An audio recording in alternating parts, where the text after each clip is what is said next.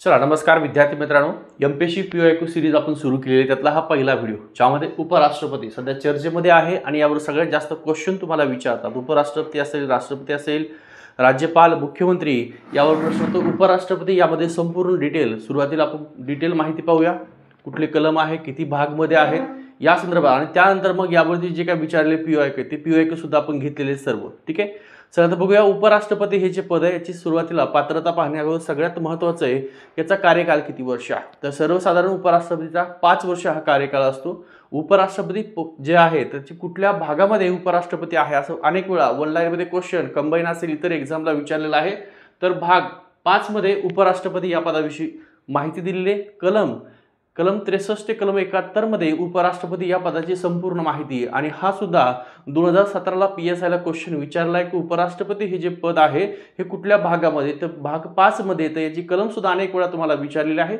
भारतीय राज्यघटनेने उपराष्ट्रपती या पदासाठी उपराष्ट्रपती पद म्हणून कुठलीही अशी विशेष काही तरतूद केलेली नाहीये. मग त्याला काय इंग्रजीमध्ये म्हटलेलं आहे हिज अ सुपरफ्लोअस हायनेस असा त्याचा उल्लेख केलेला आहे. एक नकारात्मक टाईपमध्ये उपराष्ट्रपती पदाचा उल्लेख केलेला आहे.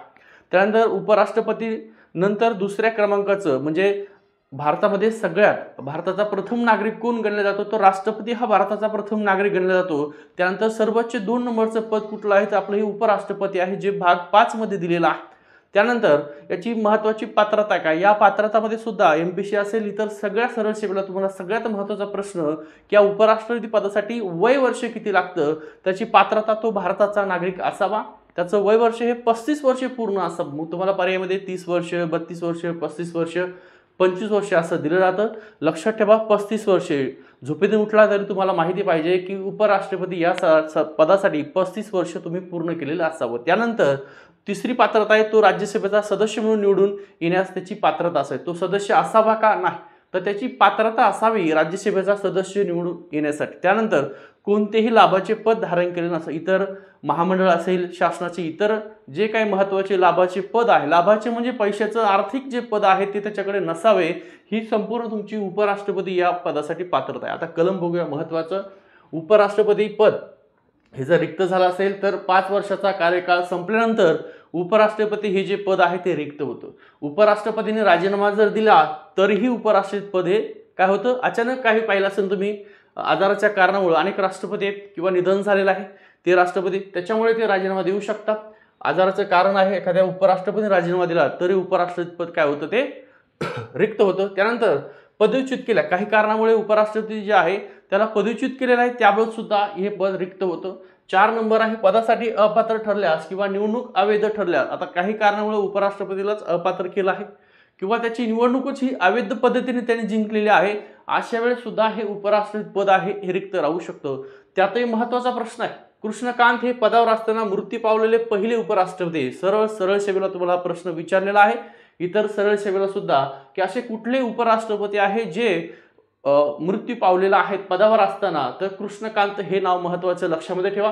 त्यानंतर भारताचे उपराष्ट्रपती केंद्रीय कार्यकारी मंडळाचे एक घटक असतात. सरळ तुम्हाला 4-5 स्टेटमेंट देतील, त्याच्यामध्ये पहिलं स्टेटमेंट असेल की भारताचे उपराष्ट्रपती हे केंद्रीय कार्यकारी मंडळाचे घटक असतात. दुसरं तुम्हाला स्टेटमेंट देतील उपराष्ट्रपतीचे स्थान हे अमेरिकेच्या उपराष्ट्रपती या पदावरून घेण्यात आलेलं आहे. तर दोन्ही स्टेटमेंट तुमचे बरोबर आहेत. हे खालचं महत्त्वाचं आहे, उपराष्ट्रपतीचे स्थान हे अमेरिकेचं जे पद आहे या अमेरिकेच्या उपराष्ट्रपती या पदावरून घेतलेलं आहे. कुठलं, अमेरिकेच्या उपराष्ट्रपती या पदावरून हे उपराष्ट्रपती पद घेतलेलं आहे. अमेरिकेप्रमाणे भारताचं उपराष्ट्रपती पद हे वरिष्ठ सभागृहाचं पदसिद्ध अध्यक्ष म्हणून कार्य करतात. यावर सुद्धा तुम्हाला प्रश्न देतील की खाली कुठलं विधान बरोबर आहे, की अमेरिकेप्रमाणे भारताचे उपराष्ट्रपती हे वरिष्ठ सभागृहाचे पदसिद्ध अध्यक्ष असतात. हे स्टेटमेंट बरोबर आहे का, विधान बरोबर आहे का, तर हे सुद्धा बरोबर आहे. त्याच्यानंतर सगळ्यात महत्त्वाचा मोस्ट इम्पॉर्टंट क्वेश्चन तुम्हाला विचारतात की उपराष्ट्रपती हे जे पद आहे या उपराष्ट्रपती पदाची तरतूद कुठल्या कलमात केलेली आहे, तर कलम 63 यामध्ये उपराष्ट्रपती या पदाची तरतूद केलेली आहे. महत्त्वाचं लक्षात ठेवा. कलम 63 कशा संदर्भात आहे, तर कलम 63 उपराष्ट्रपती. मग राष्ट्रपती तुम्हाला माहिती असावं कलम 52 राष्ट्रपतीमध्ये दिलेला आहे. तसंच कलम 64 मध्ये काय दिलेलं आहे की उपराष्ट्रपती हे पदसिद्ध अध्यक्ष पण कशाचे, तर राज्यसभेचे पदसिद्ध अध्यक्ष असतील. राज्यसभेच्या अध्यक्षाला सभापती म्हणतात. मात्र ते राज्यसभेचे सदस्य नसतात. बघा, अत्यंत महत्त्वाचं आहे. इथं थोडं तुम्ही कन्फ्यूज होऊ शकता. कलम 64 मध्ये दिलेला आहे, उपराष्ट्रपती हे राज्यसभेचे पदसिद्ध अध्यक्ष आहेत, परंतु ते राज्यसभेचे सदस्य नसतात, एवढं लक्षामध्ये ठेवा. त्यानंतर कलम 66, पण कलम 66(1) मध्ये, त्यानंतर कलम 66(2), कलम 66(3), तर कलम 66(1) मध्ये निवडणुका संदर्भात दिलेला आहे. यामध्ये संसदेच्या दोन्ही सभागृहातील व जे काही नामनिर्देशित सदस्य असतील, नामनिर्देशित निर्वाचित असे दोन्ही जे सदस्य असतील ते राष्ट्रपतीप्रमाणेच एका निर्वाचित गणाकडून अप्रत्यक्षपणे प्रमाणशीर प्रतिनिधित्वाच्या तत्वावर एकल संक्रमणीय मताद्वारे तसंच गुप्त मतदान पद्धतीद्वारे काय केले जातात, निवडले जातात. याच्यामध्ये फक्त विधानसभेचे जे सदस्य असतात ते उपराष्ट्रपतीच्या निवडणुकीमध्ये नसतात, एवढं लक्षामध्ये ठेवा. त्यानंतर कलम 66(2) दिलेला आहे. याच्यामध्ये काय दिलेलं आहे कलम 66(2)? कलम 66(1) निवडणुकाच्या संदर्भात आहे. कलम 66(2) तुमचं उपराष्ट्रपतीचे काय सेवा त्यांना दिल्या जातात, त्यामध्ये सेवा शर्ती काय आहेत, तर उपराष्ट्रपती संसदेच्या कोणत्याही सभागृहाचा किंवा कोणत्याही राज्य विधिमंडळाचा सदस्य असणार नाही. कशात दिलंय? कलम 66(2) उपराष्ट्रपती संसदेच्या कोणत्याही सभागृहाचा किंवा कुठल्याही राज्य विधिमंडळाचा सदस्य असणार नाही. कलम 66(2) मध्ये दिलंय. कलम 66(3) मध्ये या उपराष्ट्रपती पदासाठी पात्रता दिलेली आहे. काय पात्रता आहे? तर उपराष्ट्रपती पदाच्या नामांकन आहे. या नामांकनासाठी 20 मतदारांनी उपराष्ट्रपतीला पाठिंबा दिला पाहिजे आणि सोबत 20 मतदारांनी अनुमोदन सुद्धा दिले पाहिजे. ही कलम 66(3) मध्ये पात्रता दिली आहे. त्याच्यासोबत राज्यसभेच्या सदस्यास पात्र असावा, तो राज्यसभेचा सदस्य म्हणून निवडून येण्यास तो पात्र असावा, भारतीय नागरिक असावा, वयाची 35 वर्ष त्यांनी पूर्ण केलेली असावीत. नुसती 35 नाही तर 35 वर्ष पूर्ण महत्त्वाचा शब्द आहे. कोणतेही शासकीय किंवा शासनाच्या नियंत्रणाखाली जे लाभाचं पद आहे ते त्याने धारण केलेलं नसावं. प्रत्येक उमेदवाराने RBI मध्ये निवडणूक लढताना 15,000 रुपये ही अनामत रक्कम भरावी लागते. जसं तुम्ही सरपंचाची निवडणूक लढताय, आमदार म्हणून निवडणूक लढताय, खासदार म्हणून, तशी काहीतरी तुम्हाला अनामत रक्कम तिथं भरावी लागते. तसं या उपराष्ट्रपती पदासाठी 15,000 रुपये हे RBI कडे अनामत रक्कम म्हणून भरावी लागते. त्याच्यानंतर कलम 69 महत्वाचा. कलम 69 मध्ये काय, तर शपथ दिलेली आहे, ज्याला प्रतिज्ञा म्हणतो, शपथ म्हणतो आपण, ओथ म्हणतो. ठीक आहे, तर ही शपथ तुमची, यावर प्रश्न तुम्हाला विचारतात की उपराष्ट्रपती पदाची शपथ खालीपैकी कुठल्या कलमामध्ये आहे, तर कलम 69 मध्ये उपराष्ट्रपती या पदाची शपथ दिलेली आहे. मग शपथेमध्ये काय, तर संविधानाप्रती खरी श्रद्धा आहे व निष्ठा बाळगीन. तुम्ही अनेक खासदार, आमदार यांचे सगळ्यांचे शपथविधी पाहिला असेल, राष्ट्रपती पाहिला असेल, पंतप्रधान, तो हा सगळीकडे शब्द आहे, संविधानाप्रती खरी श्रद्धा व निष्ठा राखीन. राष्ट्रपतीबाबत ही तरतूद नाही आहे बरं का. त्यानंतर कर्तव्य निष्ठापूर्वक मी पार पाडेन. राष्ट्रपती किंवा राष्ट्रपतीच्या वतीने नियुक्त केलेली जी काही कुठली महत्त्वाची जबाबदारी असेल ती सुद्धा दिलेली आहे आणि व्यक्ती म्हणून उपराष्ट्रपती पदाला शपथ दिली जाते. कलम 69 मध्ये तुमची शपथ दिलेली आहे. कलम किती आहे, तर कलम 63 ते कलम 71 यामध्ये संपूर्ण उपराष्ट्रपती तुमचा आहे आणि भाग 5 मध्ये दिलेला आहे. किती, भाग 5 महत्त्वाचं लक्षात ठेवा. भाग 5 लक्षात ठेवा. कलम 63 71 त्यातलं महत्त्वाचं कलम 63 लक्षात ठेवा. याच्यामध्ये उपराष्ट्रपती या पदाची तरतूद केलेली, जसं कलम 52 यामध्ये राष्ट्रपतीची तरतूद केली, तसंच कलम 63 हे उपराष्ट्रपती पदाची तरतूद आहे. आणि खालची कलम 69 लक्षात ठेवा, याच्यामध्ये राष्ट्रपतीची उपराष्ट्रपती शपथ दिलेली आहे. ठीक आहे, आता यावर जे काय POQ तुम्हाला विचारले ते आपण बघूया. पहिला POQ, याच्यामध्ये खालीलपैकी कोणत्या भारताच्या उपराष्ट्रपतीची बिनविरोध निवड करण्यात आलेली आहे, आणि हा प्रश्न तुम्हाला फॉरेस्टला विचारलाय. त्याच्यासोबत 2017ला सुद्धा हा प्रश्न विचारला आहे. फक्त 2017ला हा प्रश्न जी काय संयुक्त पूर्व परीक्षा आहे तिथं तुम्हाला विचारलाय, वन लाईन टाईप मध्ये विचारलेला आहे. ठीक आहे, खालीपैकी कोणत्या भारताच्या उपराष्ट्रपतीची बिनविरोध त्या ठिकाणी काय निवड करण्यात आलेली आहे. मग तुम्हाला तुमच्याकडे 4 पर्याय दिलेले आहेत. डॉक्टर S राधाकृष्णन, 2 B आहे, M हिदायतुल्ला, 3 आहे C डॉक्टर SD शर्मा आणि 4 आहे डॉक्टर झाकीर हुसेन. याचे तुम्हाला सब ऑप्शन पर्यायमध्ये दिलेले आहेत. 1 सेकंद देतो तुम्हाला, चला पटकन उत्तर द्या. तर बघा, याच्यामध्ये doctor S Radhakrishnan, M Hidayatullah आणि डॉक्टर एस डी शर्मा हे 3 अशा आहेत की हे भारताच्या उपराष्ट्रपतीची निवडणूक जी आहे तर बिनविरोध काय केलेली आहे, यांनी जिंकलेले आहे. 3 करेक्ट आहे. म्हणजे तुमचं ऑप्शन 1 बरोबर आहे. डॉक्टर झाकीर हुसेन इथं नाहीये. ठीक आहे, म्हणजे ABC तुमचं करेक्ट आहे. ओके, चलो पुढचा प्रश्न आपण घेऊया. बघा आता पुढचा थोडासा मोठा वाटतो प्रश्न, हरकत नाही, सोपा आहे. योग्य कुठलं आहे विधान यातलं आपल्याला ओळखायचंय. 1 नंबर अ दिलेला आहे, ज्या कालावधीमध्ये उपराष्ट्रपती राष्ट्रपती पदासाठी कार्य करीत असतो त्या काळात राष्ट्रपतीचे सर्व अधिकार आणि विशेषाधिकार हे उपराष्ट्रपतीला मिळतात का. बघा, ज्या कालावधीत उपराष्ट्रपती हे राष्ट्रपती या पदासाठी कार्य करीत असेल त्या काळामध्ये राष्ट्रपतीचे सर्व अधिकार आणि विशेषाधिकार हे प्राप्त होतात का. 1 नंबरचं स्टेटमेंट आहे. 2 नंबरचं तुम्हाला दिलंय, उपराष्ट्रपती जेव्हा राष्ट्रपती म्हणून कार्य करत असेल किंवा कार्यभार पाहत असेल तेव्हा ते राष्ट्रपतीप्रमाणे समान वेतन, भत्ते व विशेषाधिकार मिळण्यास पात्र राहतील का. तर याचं उत्तर काय आहे, तुम्हाला दोन्ही स्टेटमेंट बरोबर आहेत का.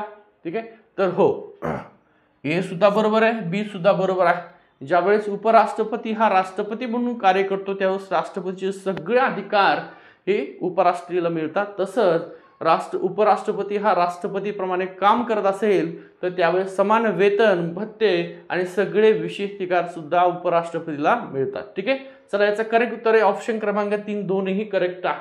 पुढचं बघा, खालीपैकी कोणते बरोबर जुळलेले नाही, म्हणजे आपल्याला इथं चुकीचं ओळखायचंय. काय ओळखायचंय, चुकीचं कुठलं आहे आपल्याला ओळखायचंय. आणि हा तुम्हाला एएसओ मेन्स एएसओला विचारलेला आहे, ऑक्टोबर 2022च्या एएसओ मेन्सला विचारलेला आहे.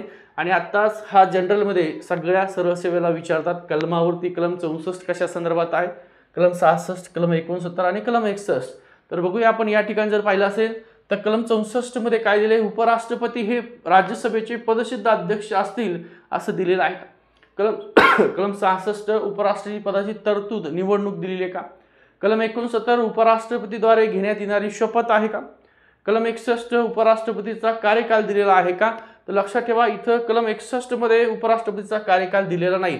आपण सुरुवातीला पाहिजे कलम 64 तुमचं बरोबर आहे.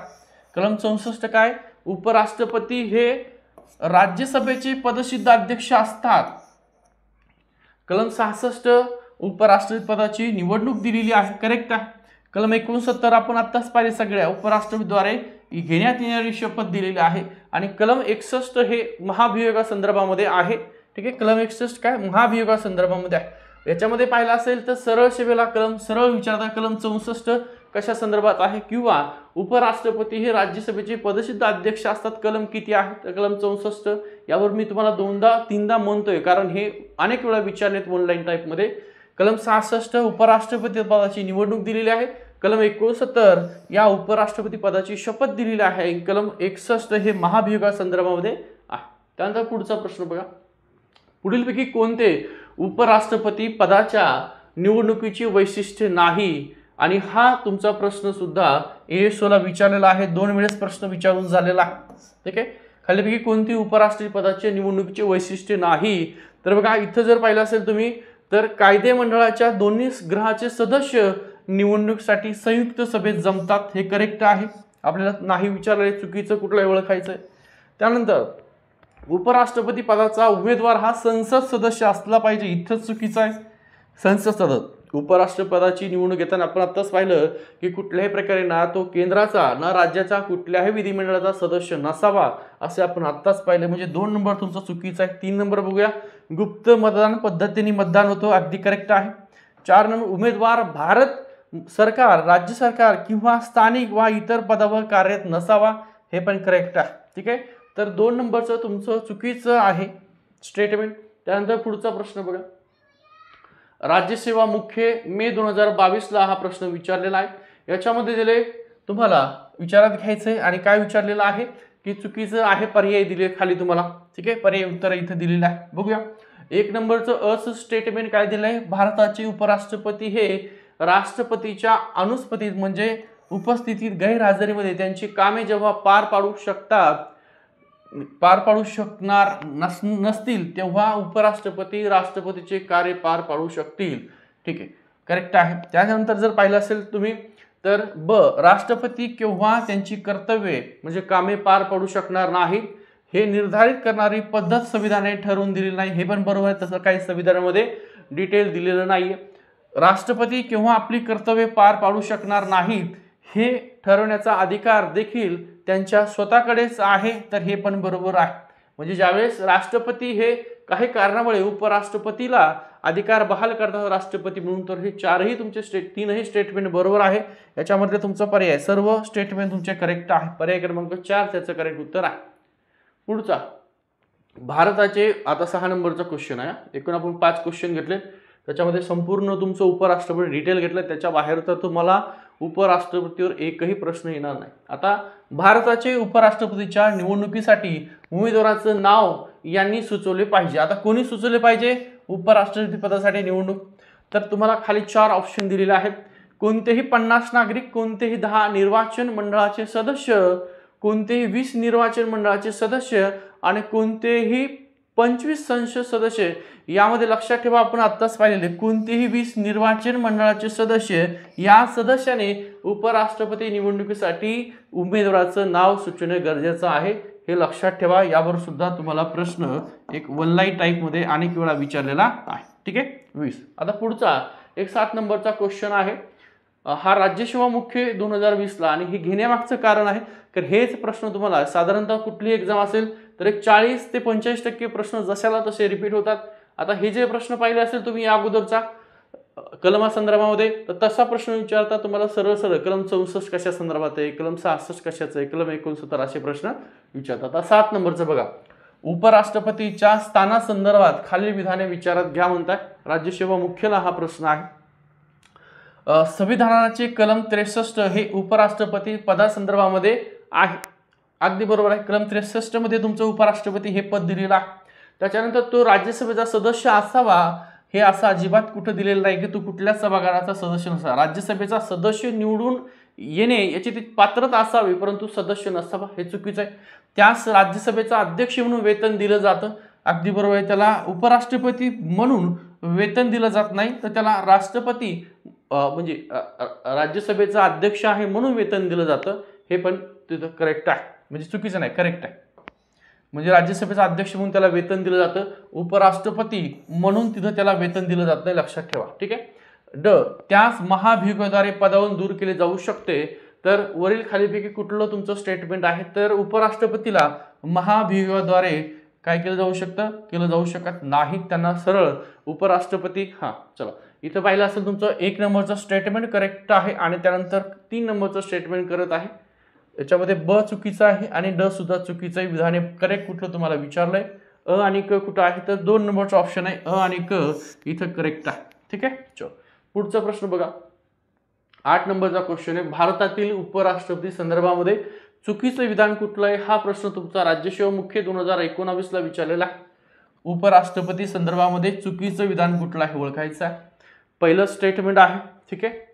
उपराष्ट्रपती पदासाठी निवडणूक लढू इच्छिणाऱ्या व्यक्तीने वयाची 30 वर्ष पूर्ण करणं गरजेचं आहे आणि इथं चुकीचं दिलेलं आहे. आपण खूप वेळा पाहिले, मी म्हटलं तुम्हाला झोपेतून उठले तरी तुम्हाला माहिती पाहिजे की उपराष्ट्रपती या पदासाठी 35 वर्ष, तुमचं नुसते 35 वर्ष नाही तर 35 वर्ष पूर्ण झालेलं असावं, हे तुमचं इथं चुकीचं दिलंय. खालचे स्टेटमेंट सुद्धा बघूया आपण. घटक राज्याच्या कायदेमंडळाचे सदस्य हे उपराष्ट्रपती पदासाठी उमेदवार असू शकतात. कोणी उमेदवार असू शकतं. उपराष्ट्रपती पदाच्या निवडणुकामध्ये नियुक्त सदस्य हे मतदार असतात. अगदी बरोबर आहे. घटक राज्यातील कायदेमंडळातील सदस्य उपराष्ट्रपती पदाच्या निवडणुकामध्ये मतदान करत नाहीत. अगदी करेक्ट आहे. हे सुद्धा आपण पाहिलेलं आहे. म्हणजे इथं तुमचं फक्त चुकीचं दिलेलं आहे की इथं 30 वर्ष दिलं, इथं 35 वर्ष. आणि प्रश्न हा राज्यसेवा मुख्यला विचारला आहे. सर हा प्रश्न उचलतात. एक, उपराष्ट्रपती पदासाठी निवडणूक लढू इच्छिणाऱ्या व्यक्तीचं वयाची किती वर्ष पूर्ण गरजेचं आहे? ऑप्शन देतात. 1 30 वर्ष, ऑप्शन 2 35 वर्ष, ऑप्शन सी 25 वर्ष आणि ऑप्शन डी अजून 1 देतात. अशा प्रकारे तुम्हाला क्वेश्चन दिलं. इथलं तुमचं चुकीचं 4 नंबरचा ऑप्शन आहे, ऑप्शन ए हे चुकीचं आहे. 9 नंबरचा क्वेश्चन आहे. हा राज्यसेवा पूर्व परीक्षा 2019ला विचारलेला आहे. याच्यामध्ये पहा, मूळचा राज्य घटनेत उपराष्ट्रपतीची निवड संसदेच्या दोन्ही सभागृहाच्या संयुक्त बैठकीने व्हावी अशी तरतूद आहे का? तिथं दिलेली. ठीक आहे. तर बघा करेक्ट आहे. मूळचा राज्यघटनेत उपराष्ट्रपती निवडणूक संसदेच्या दोन्ही सभागृहाच्या संयुक्त बैठकीमध्ये होते आणि तुम्हाला अनेक वेळा या संयुक्त बैठकीची कलम सुद्धा विचारली जाते. ठीक आहे. त्यानंतर ब काय दिलंय 1961च्या 11व्या घटनादुरुस्तीने उपराष्ट्रपती जे आहेत या उपराष्ट्रपतीची निवडीची पद्धत बदलण्यात आलेली. अगदी बरोबर आहे. 1961च्या 11वी जी घटनादुरुस्ती आहे त्यांनी याची पद्धत सुद्धा बदललेली आहे. त्याच्यानंतर उपराष्ट्रपतीची निवड दोन्ही सभागृहाच्या केवळ निर्वाचित सदस्याच्या विधिमंडळाकडून केली जाते की नाही, केवळ निर्वाचित विधिमंडळाच्या सदस्याकडून नाही. ठीक आहे, हे चुकीचं आहे. त्यानंतर निवड मंडळ अपूर्ण होते या कारणास्तव उपराष्ट्रपतीच्या निवडणुकीला आव्हान देता येत नाही, हे सुद्धा करेक्ट आहे. तुमचं चुकीचं कचं आहे, फक्त क. इथं अ ब आणि ड तुमचं करेक्ट आहे. अ ब आणि ड तुमचा पर्याय क्रमांक 3 आहे. अ ब ड. क फक्त चुकीचं आहे. असे ऑप्शन तुम्हाला राज्यसेवेला देतात, सरळ सेवेला कमी प्रमाणात असतात. खाली विधाने विचारत घ्या. फॉरेस्ट मुख्य 2018ला हा प्रश्न विचारलेला आहे. कोणत्याही कारणामुळे नव्या राष्ट्रपतीची निवडणूक घेण्यास विलंब झाल्यास उपराष्ट्रपतीला राष्ट्रपती म्हणून काम करण्याची अथवा राष्ट्रपतीची कार्य पार पाडण्याची संधी मिळते. हे स्टेटमेंट बरोबर आहे का? ठीक आहे, तर बघा हे तुमचं अतिशय चुकीचं स्टेटमेंट आहे. कोणत्याही कारणामुळे नव्या राष्ट्रपतीची निवडणूक घेण्यास विलंब जर झाला असेल तर उपराष्ट्रपतीला राष्ट्रपती म्हणून काम करण्याची अथवा राष्ट्रपतीचे कार्य पार पाडण्याची संधी मिळत नसते, लक्षात ठेवायचं. जर ज्यावेळेस राष्ट्रपती हा काही कारणामुळे गैरहजर असेल, इतर कुठं गेला असेल, तर ते जे काही कार्य उपराष्ट्रपतीला करतायत, पण इथं हे चुकीचं आहे. ब नंबर, कोणत्याही कारणामुळे नव्या राष्ट्रपतीची निवडणूक घेण्यास विलंब झाला असेल तर नवीन राष्ट्रपतीने पदभार स्वीकृत करेपर्यंत कार्यकाळ जो संपलेला राष्ट्रपती आहे त्याच्याच 5 वर्षाच्या कार्यकालापेक्षा जास्त काळ पदावर तो राहतो. हे तुमचं करेक्ट ऑप्शन क्रमांक ब करेक्ट आहे. अ चुकीचा आहे असा ऑप्शन. अ बरोबर, हे चुकीचं आहे. फक्त ब बरोबर आहे. ठीक आहे, हां करेक्ट आहे. फक्त तुमचं विधान ब हे करेक्ट आहे. 10 क्वेश्चन झालेत आणि सगळ्यात महत्त्वाचे उपराष्ट्रपतीवर आजपर्यंत जेवढे काही क्वेश्चन विचारले सगळे आपण घेतलेले, त्यात कमी जास्त काही असेल. आता 11 नंबरचा क्वेश्चन आहे. भारताच्या उपराष्ट्रपतीची निवड करण्यासाठीच्या निर्वाचक गणामध्ये, आता हा प्रश्न तुमचा परत डबल विचारण्यात आलेला आहे बरं का. भारताच्या उपराष्ट्रपती निवड करण्यासाठी निर्वाचक गणामध्ये इलेक्टोरल कॉलेज समावेश होतो. ठीक आहे, हा थोडासा फिरून विचारलेला आहे. तर इथे बघा संसदेच्या दोन्ही सभागृहाच्या निवडून आलेल्या सदस्याचा, संसदेतील निवडून आलेल्या सदस्याचा आणि राज्याच्या विधानसभामधील निवडून आलेल्या विधानसभाचा काही विशेष नाही. ठीक आहे, संसदेच्या दोन्ही सभागृहाच्या सर्व सदस्यांच्या, हे अगदी तुमचं करेक्ट आहे. संसदेच्या दोन्ही सभागृहाच्या सर्व सदस्याचा. 4 नंबर ऑप्शन काय, संसद आणि राज्याच्या विधानमंडळाचा काही विशेष नाही. पर्याय क्रमांक 3 तुमचं करेक्ट आहे की भारताच्या उपराष्ट्रपती निवड करण्यासाठी निर्वाचक गणामध्ये समावेश होतो संसदेच्या दोन्ही सभागृहाच्या सर्व सदस्याचा. तिथं नामनिर्देशित असतील, ठीक आहे, निर्वाचित असतील सगळे. आता 12 नंबरचा क्वेश्चन आहे, हा राज्यसेवा पूर्व 2018ला विचारलेला आहे. ठीक आहे, इथं भारताच्या उपराष्ट्रपती संदर्भामध्ये कुठलं विधान चुकीचं आहे असं विचारलंय तुम्हाला. त्याच्यामध्ये पहिलं आहे, या पदासाठी असलेल्या निर्वाचक मंडळामध्ये संसदेच्या दोन्ही सभागृहाच्या निर्वाचित सदस्याचा समावेश होता. आणि याच्या अगोदरचा प्रश्न सेम असाच आहे, सेमच आहे, त्याचंच हे उत्तर होतं. निर्वाचक मंडळामध्ये संसदेच्या दोन्ही सभागृहाच्या निर्वाचित सदस्य समावेश होतो, हे बरोबर आहे. आपल्याला चुकीचं विचारलंय. ते राष्ट्रपतीच्या अनुपस्थितीमध्ये, राष्ट्रपतीच्या गैरहजेरीमध्ये 6 महिन्यापेक्षा जास्त काळ नाही इतक्या कालावधीसाठी राष्ट्रपती पदावर राहू शकतात, हे सुद्धा तुमचं करेक्ट आहे. या पदाच्या निवडणुकीसाठी, या पदाच्या म्हणजे कुठल्या, उपराष्ट्रपती पदाच्या निवडणुकीसाठी 20 मतदार हे प्रस्तावक असावेत आणि 20 मतदार हे अनुमोदक असणे आवश्यक आहे, हे पण बरोबर आहे. म्हणजे या ठिकाणी अ ब क बरोबर आहे, चुकीचं कुठलंच नाही. म्हणजे यापैकी कुठलाही चुकीचा ऑप्शन नाही. तुमचं करेक्ट ऑप्शन 4 आहे. आणि अतिशय महत्त्वाचे, आपण उपराष्ट्रपती या पदासाठी घेतलेले हे सगळे प्रश्न आहेत. ही सिरीजमधला आपला हा पहिलाच व्हिडिओ आहे. त्यामुळे व्हिडिओ आवडला असेल तर नक्की व्हिडिओ लाईक करा, शेअर करा. चॅनल नवीन आहे, अजून आपलं चॅनल सबस्क्राईब नसेल तर चॅनलला सबस्क्राईब करा. याच प्रकारचे सगळे तुमचे सगळ्या टॉपिकवर क्वेश्चन आपण घेणार आहोत. ठीक आहे, चलो थांबतोय. हां, आपलं टेलिग्रामचा ग्रुप आहे, या व्हिडिओच्या डिस्क्रिप्शनमध्ये लिंक दिलेली आहे. तो जॉईन करा. श्रेय अकॅडमीचं ॲप आहे.